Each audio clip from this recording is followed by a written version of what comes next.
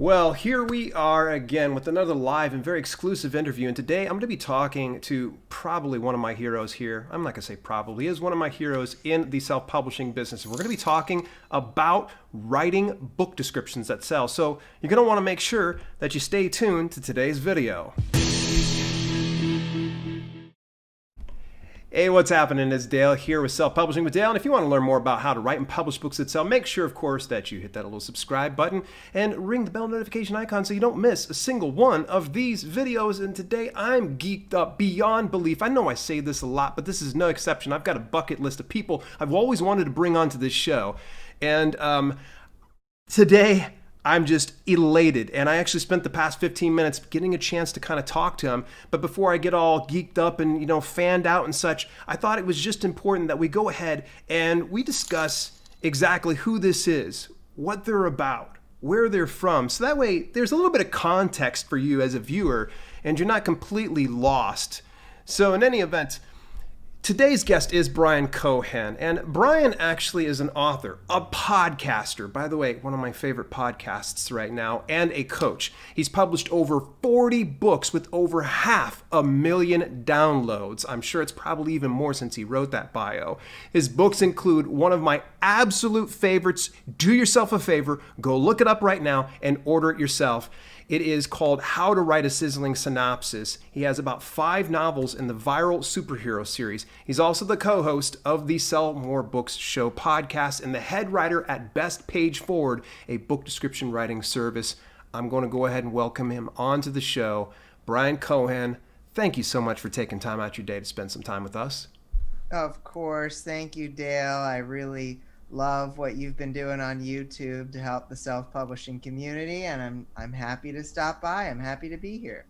Hey, we are really just elated. So before I do start, grilling you with some questions, I do want to let some of the live viewers know, as well as the people that are watching this on the replay, that if you've got questions, concerns, comments, please make sure that you load them up right now. And we're going to try to do our best to answer those before this is all over. But selfishly, I've got a lot of questions loaded up for Mr. Cohen today. So I want to make sure that we just burn through those ones, and then we'll come on over here and Fun fact, and we're going to put a pin in this one later on.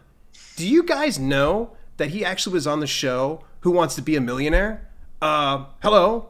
Did not know that. Fun fact. Maybe we'll come on back to that and talk about that a little bit later. But before we do that, I'm going to go ahead and start it out. In today's topic that we're going to be talking about is what got you into writing book descriptions for authors? I feel almost like we're repeating ourselves because we actually had a little bit of a conversation before we got connected here.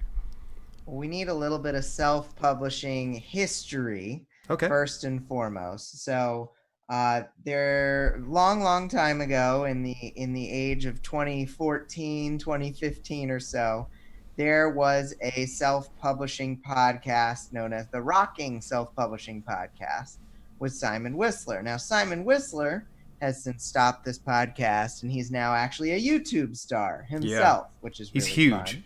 And he's doing a great job last time I checked, and now has a kiddo. It's life is good for Mr. Whistler. But we were part of a mastermind group, and during this mastermind group, I was still doing I was already doing Sell More Book Show. I was also doing a lot of freelancing and ghost writing, but it had nothing to do with authors. And obviously, I wanted to help authors. So he was the person who came up with the idea, why don't you do copywriting for authors? And I said, this is a great idea. I set up a sales page within the week. I launched it on the Sell More Book Show podcast, and we had 100 orders in the first 30 days. So obviously I knew people really liked this service. They wanted this taken off of their hands. And so years later now, we've written over 3,000 descriptions for the author community. Oh my gosh, it's not just hundreds, it's thousands by now. Exactly. And something that he probably is, very humble about is the fact that he's actually serviced and helped out a who's who of big names, including the likes of people like Mark Dawson and Steve Scott, and this list goes on and on. So it's just pretty amazing the clients that you've actually worked with who are uber successful right now. So do you ever take credit for any of that? every so often I'm like, hey, 500,000 copy selling person, do you want to write a testimonial? And so sometimes I get them, sometimes I don't, but uh, I feel a lot of pride when I see someone who's used a Yeah. description hit a USA Today list or something, or when we see someone who I've worked with in a course or in a group have success. It's awesome. I even sometimes get a little jealous, but I'm usually very, very just excited that I was able to play a small part, or the company was able to play a small part in their success. That's very, very cool. So let's go ahead and just segue on in. We know Sure. a little bit of your background, so let's go ahead and talk about book descriptions. That's what everybody's here for, and I'm going to tell you that I'm ready to take some wild notes here. What are some best practices when it comes to writing a good book description that, most importantly, sells your book? I think the first word that you must think of with book descriptions is character. Plots are a dime a dozen. There's usually, what they say, there's like 5 plots in existence in all of storytelling. It's So true. if you write a book description, a product description, whatever you want to call it, a blurb, that people my I think I said the word blurb to my daughter the other day, and she was like, blurb. She's 3, so she thought it was hilarious. I do too. But when you are trying to write a book description, it's all about character. If you just put in plot, or you only talk about plot until you get to the third or fourth sentence, the virus is spreading through the world, or teenagers are running around this school doing whatever, and then there's this one person, we need to know the one person or the two people right away. We need to make a connection with them. Most book descriptions that we write, we do about 7 or 8 sentences within the synopsis, and we make sure that all of them, the subject of that sentence is the protagonist or one of the protagonists. The story right away starts with where is that character in their lives. Then we go into how the inciting incident of the story impacts them emotionally.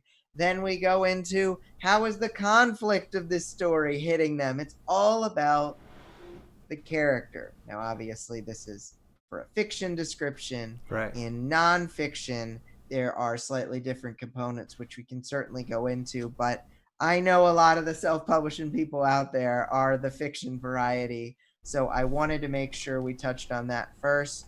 Don't worry so much about plot. Certainly don't worry about your 20 subplots. Worry about character first. Gotcha. Excellent. What are some tips then that you would give to somebody who's doing nonfiction then, for instance? Obviously, I probably don't want to focus on myself, do I? You can do whatever you want. It's your show. That's what I've learned. When it's your show, you can focus on yourself. You're the perfect example. But with nonfiction, I think one of the things to keep in mind is that you are an expert if you're writing the book on that subject. Gotcha. The first letters of the word authority are author, after all. And if you don't convey that you have any authority on the subject that you are teaching, even to the point of just saying, author so and so knows this stuff, just even calling yourself an author within your own book description, you'd be surprised at how many authors don't do this, or how they make it in the first person. But you need to make sure that you convey your expertise when you put out your self-publishing book, Dale. It'll be all about 36,000 YouTube subscribers. Millions of people have viewed his videos. Like, people will want to know that. And they don't think that's being, the opposite of humble. They think that is being what a publisher would normally write for a book description. And so for fiction, it's got to have the character. For nonfiction, don't forget that you are the expert. And if you don't label yourself an expert, there's 5 other books they can get on the same subject where the person is labeled as an expert. Makes sense. Makes sense. So, all right.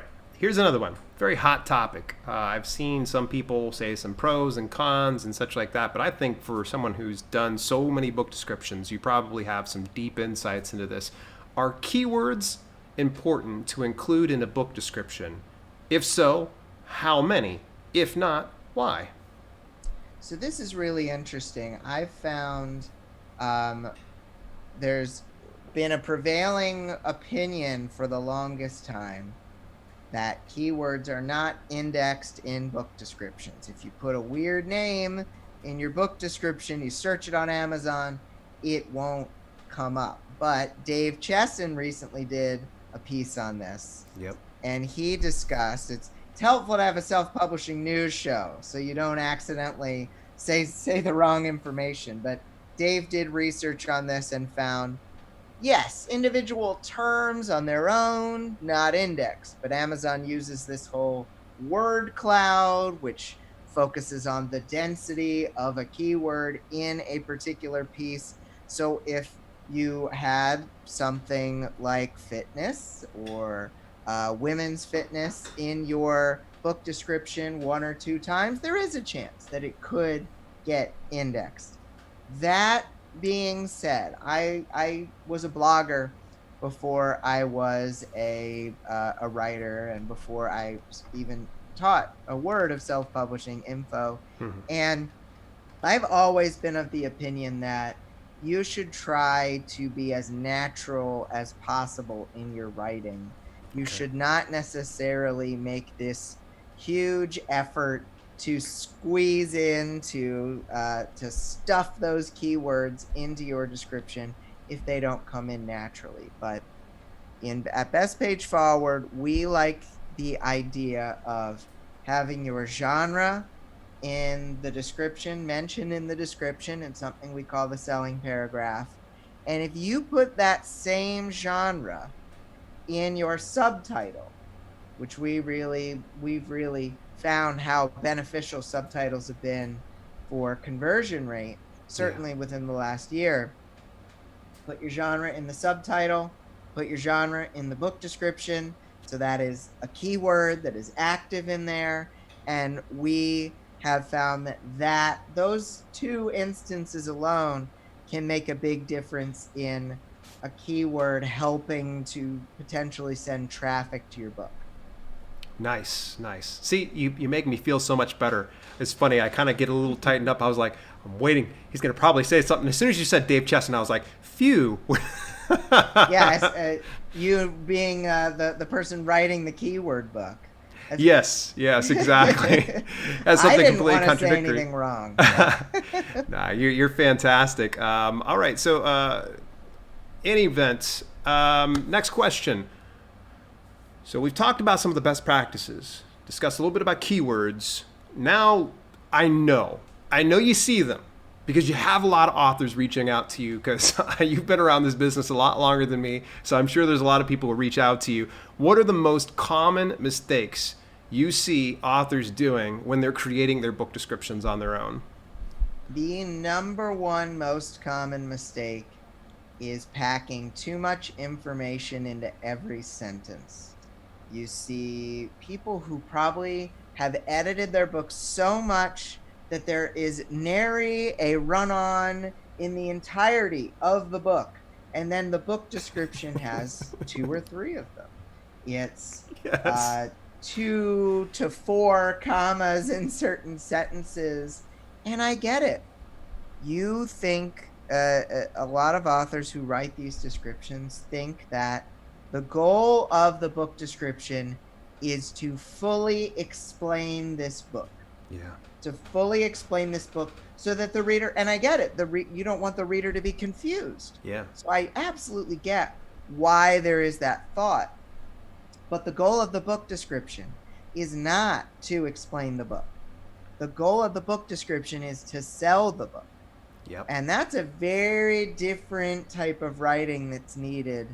I've always referred to kind of the neurophysics of this, where you are trying to do copywriting for the first time, and in your brain, the usual things that fire, the usual pathways for your actual writing of your book, those aren't going to help you because it's a different type of writing. Yeah. So you're there trying to. I love thinking of it as like wearing a path in the carpet, and the carpet is just fresh and new. There's nothing going to copywriting. It is a tragic, difficult journey to make those synapses connect up.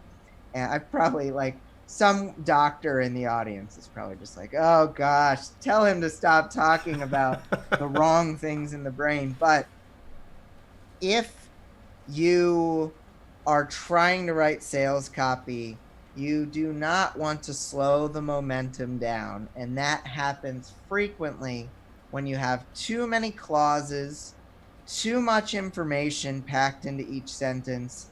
The human mind can only carry so much at once. And if you try to get them to remember every character in your book, or you try to get them to think about 20 bullet points for your nonfiction book, you're just going to find yourself out of luck. Yeah, you've said this exact same thing. I always notice that sometimes people feel like they have to pack as much as they can into one single sentence. And I'm like, that's too much. It's a wall of text. You're assaulting your potential customer, and they're already going to tune out. We're in the day and age of scrolling. And if your paragraph is going to be the first thing they see, they're going to deuce out. But I'm preaching to the choir here. So, should an author ever change a book description? If so, when and why would they? Well, I've as you know, and as some people might know, I've spent the last 2 years on a journey of understanding the paid traffic that you can send to your book from Amazon, Yeah. the Amazon advertising platform. And the reason I even started this journey was because 2017, 2018, we were writing more descriptions than ever. And some people would come back and say, your book description doesn't work, Bryan. And you would say, well, that happens. Well, let's take a look at it. And we would look and we would dive into the data, and we would find that the person had either run some kind of promotion or had been running ads to the old book description. Ooh. And then either stopped or had fewer clicks going to the book description after it changed. And when you add that to the fact that sometimes when you put up any new product info, Amazon sometimes does have a dip. Yeah. When you change metadata, when you change book description, sometimes Amazon sales rank will dip a little bit. It's almost like you're rebooting the system. And so it becomes even more important that you send some more eyeballs to this, whether it be your own email list or an ad of some kind. And so I started saying, look, Dawson's got Facebook ads covered, so I'm not even going to touch that. Yeah. But Yeah. let's go take a look at these Amazon ads, and I want to understand them better, and I want to see if we can convey to our book description customers that the number of sales isn't what's important. It's your conversion rate. Can you get it so it takes fewer clicks to get a sale? It's like golf. You want the lowest score. Yeah. Can you take it so a book description that used to convert at 15 to 1 converts at 8 to 1, which is about twice as good? I should have chosen 16 and 8, so it would have been perfect. But Yeah. if you can get it better and send it the same amount or more clicks, you'll be more profitable. So when do you change your book description? If you're losing money, you're sending $20 worth of ads and you got $15 in sales back. If you're losing money, you'll want to look at your conversion rate. And if it looks like your conversion rate is worse than, and I've changed my guidance on this, regular size novels, 10 to 1. Okay. Shorter novels or novellas, 6 to 1. Children's books in Kindle Unlimited, 3-1. Oof. Because a Kindle Unlimited children's book is about 20 Kindle pages. Right, And right. if you show up that you got a full KU read, which factors into the conversion rate formula, you really need that conversion rate to be very good, because you just got paid, what, 15 cents for that 30-page book? Yeah. I mean, you got, if it was 20, 10 cents. So you really have to make that formula work for you. So if the conversion rate is worse than that, higher than those numbers for that kind of book, you will want to do two things. You'll want to change your book description and or other parts of your product, like your cover. And then you'll want to start the counter over at 0. You start over. Once the new information is live, you send traffic to it again, and then you check your numbers after you've gotten approximately 100 clicks. Excellent. So that makes it where it's statistically relevant when you had at least 100 clicks then. Exactly. Yeah, I see far too often a lot of people will ask me, hey, I've only gotten 10 clicks. What should I do? And I've typically never given them a solid, answer, but I like that 100 makes it statistically relevant. Yeah, I would tell that person, make more ads or try to get the ads you have going to wake up more. Yeah. Well, speaking of ads, this is a perfect segue. It's almost like you reviewed the notes, which you didn't. So this Which is I didn't, because I never do. What should an author why should an author consider using Amazon ads for promoting their books? Anecdotally, I have found that Amazon clicks convert better. They get more sales per click than Facebook ads, because someone on Facebook is browsing their feed and they're talking to their friends and they're scoping out things, and someone on Amazon is looking for something to buy. And so the person clicking from one Amazon page, probably a book page, to another Amazon book page, that's your person right there. That's someone who you want to connect with because they're a reader. And so taking a reader from one page on Amazon to another, just from what I've heard and what I've seen, seems like it would work better. But from what we've seen, even though the other ad platforms are great, I just spent a weekend chatting with the some of the wonderful representatives of BookBub, and I love BookBub ads. They're so cool. Yeah. Their new BookBub audio ads, like, I'm so excited to see what happens with those. Yeah. Then we've got Facebook ads. You can reach so many people, and when you get into the power of retargeting and you get into the power of the email list you can build, so great. But when it comes to the book sales, Amazon ads seem like they can be the lowest cost. Like, you can pay the lowest to get a click from an interested buyer. And then when you add in all of these factors, like Amazon showing your book again, possibly, if someone goes on your page and an ad, so there's potential, like an ad's almost serving twice or 3 times, depending. Mm-hmm. There's a lot that can happen positively with an Amazon ad that won't necessarily happen on the other platforms, and you can usually get it cheaper. So I've seen these success stories of people go from like $200 a month to $9,200 a month, or $1,000 to $11,000, almost completely on the back of Amazon ads, not even necessarily building their lists, or not even necessarily using any other platforms. And so even though there's this whole, well, Amazon won't even take my money, it will if you create enough ads, if you know the ins and outs.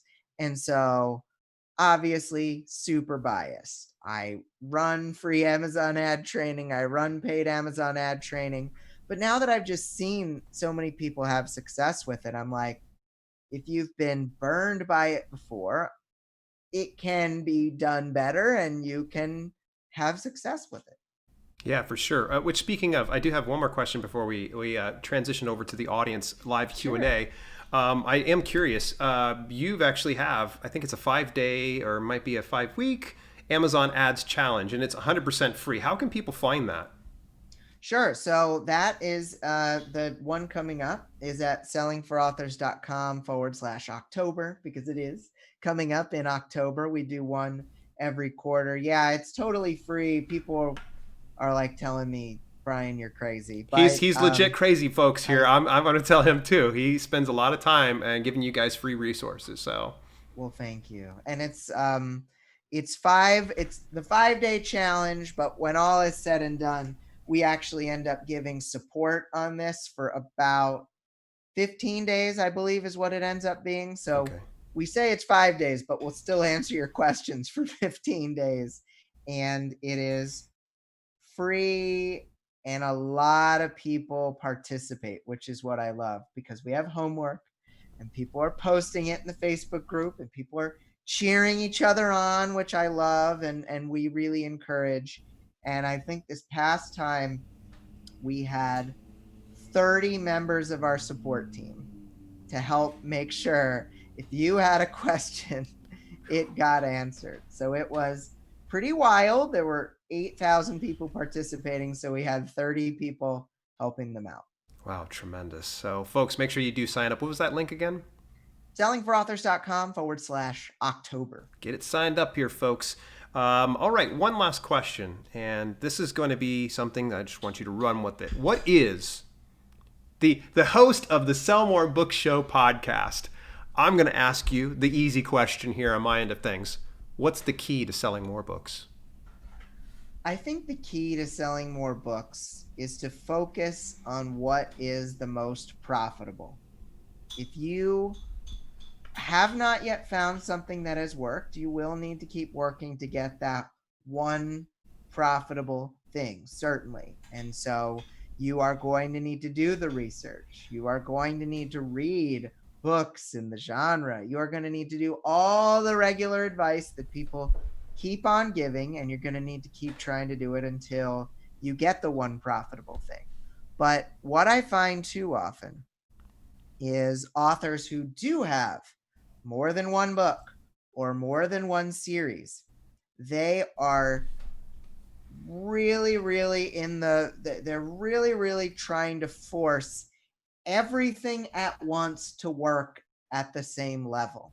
But this is just not how it works. This is not how anything works. In any business, any corporation, if a company has one product that isn't selling and one product that is, they're going to just ditch the thing that isn't selling and focus on the thing that is. And I'm not saying you ditch a book forever, certainly. Yeah. But if you have one book that is making, look, you put in $1 and you get back $1.30, you do realize that if you keep scaling that up, you put in $100, you get back 130.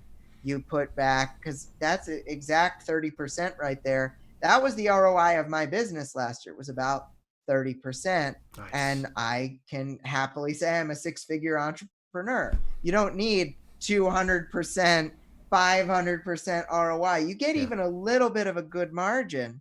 Something is profitable. You scale that thing up. You focus on that thing, and it's going to be more successful for you. I have a funny example. It's not always even going to be Amazon ads. Now I have talked to 2 people in the last 2 months who have told me, Bryan, I really want to get this fiction going. I want to get it working. I'm really intent on it. And I'm like, okay, like I get their whole story. We go back and forth for a couple weeks. And then I find out, and this is same story, 2 different people. Oh, I actually make thousands of dollars off putting my product on Kickstarter. And I'm like, face palm. you need to, and look, I mean, it's, I thought the same way. I wanted everything to work exactly the same. But I realized with myself and then with these people, no, guys, if you can scale up at that platform that you are profiting on. Because if you're making enough profit to live off of, possibly, or even if it's half as much, it can be doubled, it can be tripled. And so even people who I'm like teaching Amazon ads, I'm like, okay, let's stop talking about Amazon ads. Let's talk about the thing that is profitable, because it's all about focusing on what is working. Yeah, I think so often some people get really attracted to some of these interviews they see of some successful authors and some, would-be experts and such like that. They say you have to do it this way, but you and I can both agree that it's not a one-size-fits-all. Some people will find a path to success that may not be as orthodox as another one. A good friend here of the channel, Ashley Christ, she didn't use Amazon whatsoever. She launched her ebook over on Gumroad and was able to pull in easily 5 figures in the first week. And she also got mentioned in Ninja's book. I mean, hello, you got mentioned in Ninja's book. That was enough to kind of prove concept. So I was like, don't even go after Amazon KDP, because you can get all your money when you go through that avenue. Well, And hey, of course, if you go through Gumroad, you get their email addresses. yes, And you've got a whole list. You're way to go, Ashley. That's very smart. Alrighty, well, dude, you have been so fantastic. Do you have a few more minutes that we can ask some questions from the audience? I would love to. I would love to. Awesome, and I want to give a big shout out over to Scott J. Marshall II, Raw Dog. I appreciate the super chat. I knew what I was going to say. And also the lady writes, Katrina, I appreciate you dropping that 5 spot. Thank you so much for the super chats. Never expected, always appreciated. Thank you so much. Alrighty, so I'm coming on down through here. Congrats on the 36,000 subscribers. Thank you, folks, for subscribing to this channel. I seen one of them. Okay, here we go. Allison P. asks this. Does how long the description make a difference? It can. I mean, there have been I love when people experiment, because there have been experiments on the length of book descriptions. There have been people who will continue on the book description almost as if, I mean, I know you're familiar, Dale, with those long form sales pages that just keep on going until someone buys. And I have seen people use those in book descriptions. In my opinion, we usually keep it to 200, 250 words, and we end things with a solid call to action. Buy this book today to do something or other, to have the best keywords of your life. If you are like, I don't think the people who buy $2.99 ebooks are necessarily the same people that are buying $97 products from those long sales pages. So true. And so and I'm sure there's crossover, but I would recommend try it short and sweet. But here's the great thing. There's a caveat to everything I say, which is let the data tell you the story of what you should do next. Because if you put up the shorter book description and you run 100 clicks worth of data, which is why I love that Amazon ads can let you do this easily. If you do that and it says, nope, longer one converted better, roll on back to the longer one, send it a little extra boost of traffic since it'll have that little Amazon reboot, and just say, nope, longer one worked better for me, and that's totally fine. When you go to change out the copy, do you kill the ad and start a brand new one, or do you just adjust as you go along and just make sure you're keeping track of the analytics from one area to the next? We just keep track of the analytics. I mean, because sometimes it's hard when you try to start a new ad versus let an existing one run. It can be hard to get the new ones to serve sometimes. So it's better in our estimation to just say, this is the end of this tracking period. This is the beginning of the next tracking period. That's usually what we do. Excellent, excellent. All right, another question for you. This is from Da Plug Don't Lie. And it's in all caps, so I'm going to spare the screaming at you. Is there money in kids' picture books on Kindle? Oh, definitely. Definitely. I've seen multiple clients who have made thousands of dollars a month writing children's books. I think it's amazing. But there's different things to it. As I talked about, that if you're going to do Kindle Unlimited, you have a chance to actually get a KU All-Star bonus, which for fiction, you have to have millions and millions of pages read. Not so for children's books, because there aren't as many in Kindle Unlimited. We have Right. a student in my Amazon Ad School course who regularly makes kind of an extra $250 off of that KU All-Star bonus. But learn it. Learn it. There's rules to the children's books. There's a whole market out there of self-published authors who are doing children's books well. Buy those books, bring them home, flip through them, look at them on a Kindle device, look at them on a phone. You want to get it like they do, so that you're not subverting some kind of industry standard that you wouldn't have known about otherwise. Nice. Thank you very much for that tip, because I almost feel like it's great to get third-party credibility. I've always said to people whenever they come to me, they're like, what should I do in XYZ niche? And I was like, buy the books, check them out, be a student of the game. So that way you understand the whole process. And a lot of people are like, I can't do that. I'm like, just throw spaghetti at the wall, see if it sticks then. I know. The can't is they don't want to, of course. Right. So. Thomas A. Bradley, a good friend of mine, just chatting with him earlier. He's a horror novelist. He actually said, focus on character, discussing, of course, the descriptions, what we were discussing earlier. How do you deal with multiple protagonists? Think Stephen King's It. Sure. We usually try to focus on two at most, and it should be the two who are most closely related to the conflict of the what is it these characters want, the two of them that best embody that. What is it that's in their way, maybe the two of them that best embody that. And what are the consequences?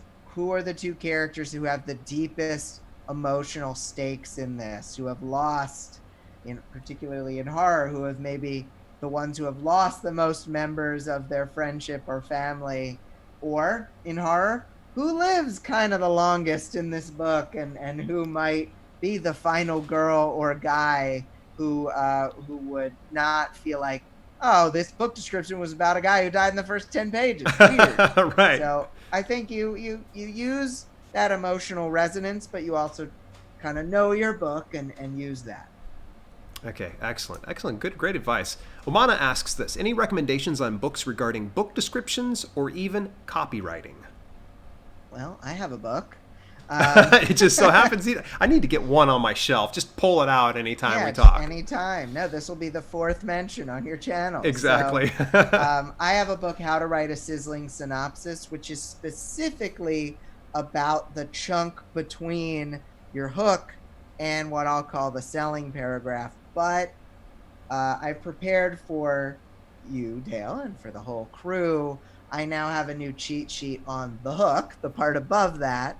And so Sizzling Synopsis is a good resource for the description at sellingforauthors.com/Dale. I have a whole 9-step process on how to write either fiction or nonfiction hooks. So hopefully you guys will find that helpful. But look, if I look over here, I mean, I've got several books on copywriting, Ogilvy on copywriting. I've got the copywriting handbook. Like, there's a lot of classic books on copywriting, but this might be another instance of doing the work, doing the research. Read 100 book descriptions in your genre. If you don't feel like gathering 100 book descriptions in your genre, go get a K-Lytics report from Alex Newton over at K-Lytics, because he has a top 100 report of every genre, and he has a list of the top 100 book descriptions at that moment. So you can read those, or you can flip through the internet. Either way, do the research, and you could pick up a book or two on the subject. Nice. Excellent advice. A couple more questions here. We're going to start to wrap things up here, folks, because obviously I can't keep Bryan here for forever. Do appreciate you spending some time, but all day, I'm not sure about that. Independent Book Review asks this. I haven't been here for the entire thing, so I apologize if this has already been covered, but I was wondering what you usually strive for in the last paragraph of your Amazon book description. So this is an interesting question, because we kind of distinguish between the last paragraph of the synopsis portion, and then the last paragraph of the actual description, which we do a call to action for. We always do a call to action right at the end, telling them to go buy this book. But the last sentence in our synopsis, which we actually separate as a third paragraph usually, so it's its own paragraph, we refer to as the ultimate cliffhanger, which is not to take anything away from American Ninja Warrior, but the ultimate cliffhanger is the conflict in full view. This character, if they do not get what they want, save the good guy, save all the other innocent people, or get the girl, or what have you, what are the biggest consequences of what might happen? My guidance on this has changed even in the last year, because I'm always trying to figure out what's a better way I can say this. The consequences should always reach the highest possible stakes at the very highest level of death, love, or enlightenment. And enlightenment is usually reserved for memoir, narrative nonfiction, and literary fiction. So those are out for most of you. Love is reserved for romance. So if you write romance, yes, it should be about the love. So for every other genre fiction, it's about death. Who's going to die if the good guy doesn't save the day? And how will it impact this particular character? Because it's not just about a million people dying. It's about how will it impact this character, and a million people might die.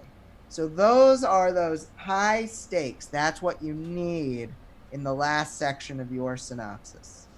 Love it, man. You get me so excited about writing descriptions. I'm going to disconnect here with you, and I'm going to go through and just scrap all of my descriptions and fix them. Which, by the way, Check folks, your conversion rates first. Yeah, that's true. I better do that first before we do that. Speaking of, we're going to do one last question to wrap up today's show. How exactly can people get your service? So let's say, for instance, I don't feel like spending all that time doing all of my ad copy. How do I get a hold of your service? Sure. Well, you can order a custom book description done by the Best Page Forward team at bestpageforward.net/blurbs. We have, like I said, written over 3,000 of them now. The team is churning along. I really love that this. I had the past challenge in July, and it was like, hey, we've got 5 new writers that we're training. Bryan, why don't you hand off this training? No, I'm going to train them all. I'm going to put them through the gauntlet. I'm going to make sure these people write the best possible descriptions, and go through our, as I was telling you off the air, like 16-part process for each book description we put out. And so you get a blurb and the Amazon ad copy, unlimited revisions, lifetime guarantee, all when you purchase at bestpageforward.net/blurbs. Awesome. Fantastic. Okay, one last question to wrap things up today. Sorry, folks, if I didn't hit your question. Emily Lejani asks this: if a book is placed in an alternate reality or world, how much of the book description do you dedicate to explaining your world? All of the world building, all of the explanation must happen through character. The character dealing with their day-to-day life or day-to-day alternate life, it needs to be that they are the focal point, and all of the world building, everything is through their point of view, which isn't to say that we do it in first person. We still do it usually in the third person, but it is all about them. It's all about the character. Awesome. So cool. Thank you so much. Again, apologize if your question wasn't covered. There was a couple of repeat questions in here, folks, so you may want to go back and watch the replay in which he actually answered some of these things. Bryan, how can people get a hold of you? So many places, but you know what? I'm really high on this Amazon ad cheat sheet I have out. So if you want to go pick that up, you'll register, you'll get it, and then I can talk to you, and you can just reply to that email if you want to. sellingforauthors.com/Dale. You'll learn how to write ad copy just like me. Tremendous. Awesome. Very good. I'm going to go ahead and put you on standby here because right now, folks, we're going to go ahead and close out the show. And I thank you so much for taking a little bit of time out your day. Hey, there is a little countdown timer going on right now. And actually, if you're watching this on the replay, you'll probably see a video. It's in the bottom right-hand corner. You're just going to go ahead and left-click on that because we're going to talk more about book descriptions there. Thank you so much for tuning in and see you on the next